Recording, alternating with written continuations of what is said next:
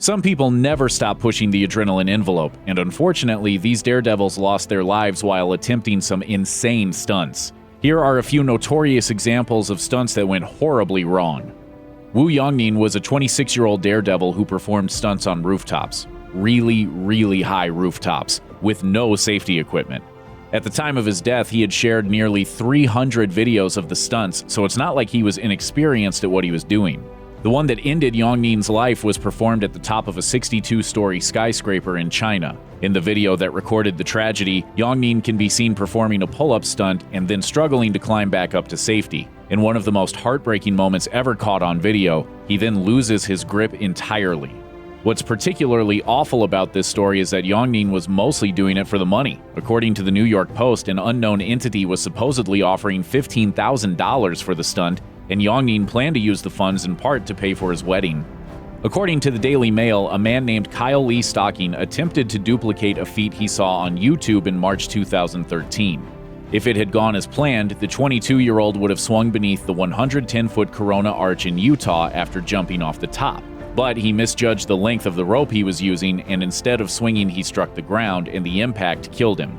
The tragedy highlighted a growing problem of people trying to imitate stunts they see on YouTube, from swallowing cinnamon, which according to CBS News can give you a collapsed lung, to jumping off moving vehicles. While YouTube claims to prohibit content that encourages dangerous behavior, the video that inspired the fatal stunt is alive and well as of 2018, nearly 5 years after the accident, with no warning on it.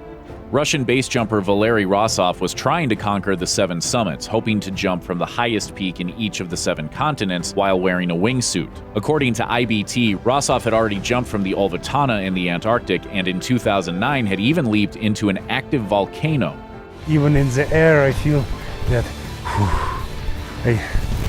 Rosov held the world record for highest base jump in a wingsuit. That was for jumping from a 23,688-foot peak in Tibet, which is north of Mount Everest. So the 22,000-foot peak he was jumping from at the time of his death was actually a little bit lower than his record, but that doesn't make it any safer.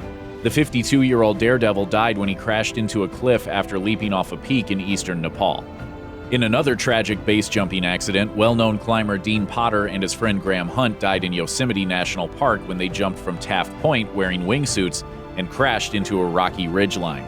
This accident highlights the sad fact that experience doesn't necessarily protect you. Potter had made the exact same jump at least 20 times, and Hunt was probably similarly experienced. That's something that I need to practice because otherwise it just doesn't happen. Other climbers expressed regret at Potter's death, but the words of fellow climber Doug Robinson may have summed it up best. According to BBC News, he said, "We're very sad, but not very surprised. He was pushing the envelope all his life."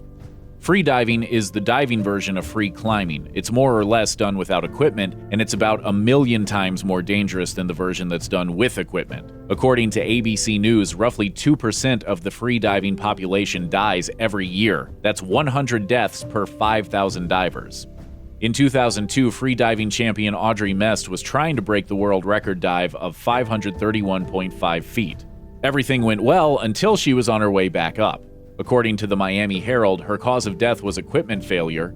In No Limits freediving, an air tank fills a balloon, which helps the diver get quickly back to the surface. In the end, Mest's air tank didn't have enough air in it to inflate the balloon.